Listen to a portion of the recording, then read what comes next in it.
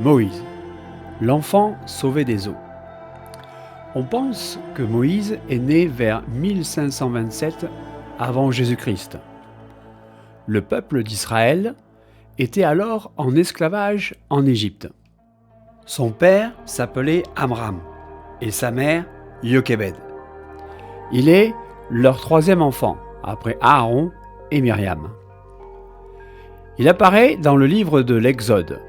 Son rôle est très important et nous pouvons répartir sa vie en 3 périodes de 40 ans. Il a donc vécu 120 ans.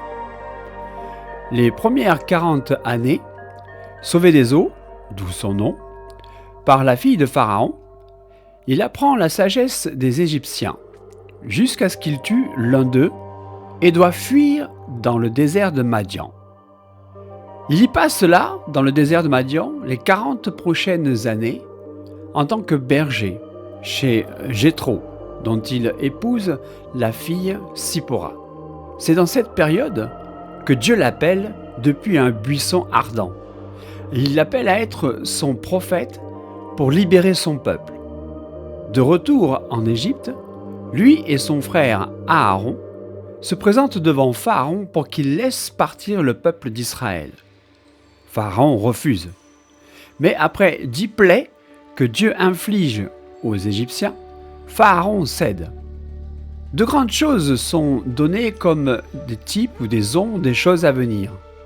La première, l'institution de la Pâque, et la deuxième, la traversée de la mer Rouge. Dans les 40 dernières années de sa vie, il transmet les 10 commandements et les diverses autres lois. C'est pourquoi on l'appelle aussi le législateur. Il passe ces 40 dernières années à errer dans le désert avec le peuple d'Israël. À cause d'une faute, lorsqu'il frappa le rocher 2 fois, au lieu de lui parler, rompant ainsi un type que Dieu voulait établir, Dieu lui refuse l'entrée dans la terre promise. Il meurt alors sur le mont Nebo. Moïse est certainement l'écrivain des 5 premiers livres qu'on appelle aussi le Pentateuque. Il laisse derrière lui l'Alliance, le Tabernacle et l'Arche de l'Alliance. C'était le plus grand des prophètes, l'homme le plus humble, un ami de Dieu. Deutéronome, chapitre 34, versets 10 à verset 12, voici ce que la Bible nous dit de lui. Il n'a plus paru en Israël de prophète semblable à Moïse, que l'Éternel connaissait face à face. Nul ne peut lui être comparé pour tous les signes et les miracles que Dieu l'envoya faire au pays d'Égypte contre Pharaon, contre ses serviteurs et contre tout son pays, et pour tous les prodiges de terreur que Moïse accomplit à main forte sous les yeux de tout Israël.